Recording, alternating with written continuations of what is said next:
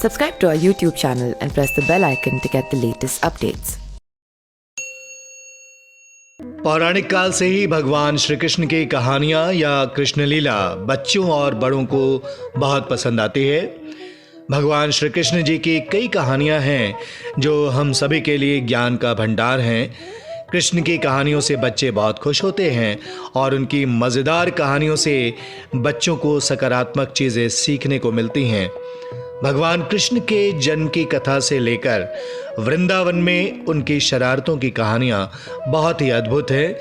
हम भगवान कृष्ण को कई रूपों में देखते हैं, जैसे बाल कृष्ण, माखन चोर, राधा कृष्ण और कुरुक्षेत्र में अर्जुन को गीता का सार समझाते हुए भगवान श्री कृष्ण। ये सभी कहानियाँ भगवान श्री कृष्ण के जीवन पर आधारित सत्य कहानियाँ हैं।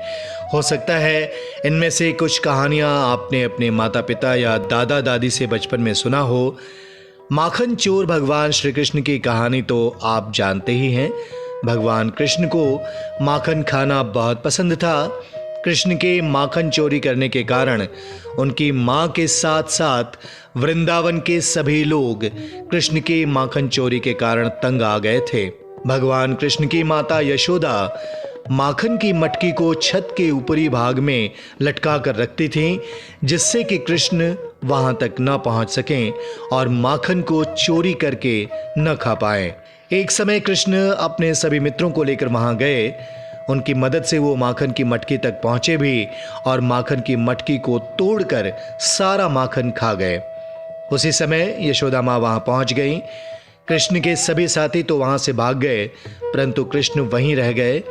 उसके बाद कृष्ण को यशोदा माँ से अच्छी डांट पड़ी। भगवान कृष्ण की बाल लीला की कथा है। एक बार यशोदा माँ नदी के किनारे नहाने गई।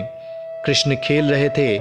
गोपियों ने देखा कि कृष्ण ने मिट्टी खा ली है। वे और उनके गोपी माँ यशोदा से इनकी शिकायत करने पहुंचे। जल्दी चलो यशोदा, कृष्णा मिट्टी खा रहा है।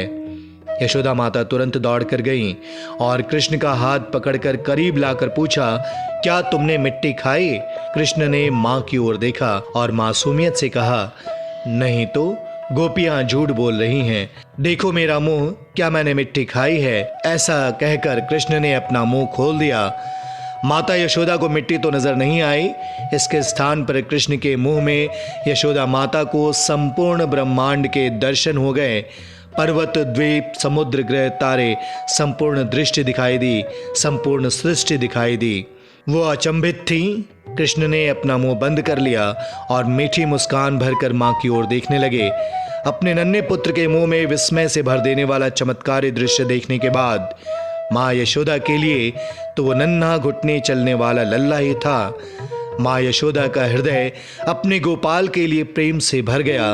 उन्होंने बड़ी ही ममता के साथ कृष्ण को अपनी गोद में भर लिया।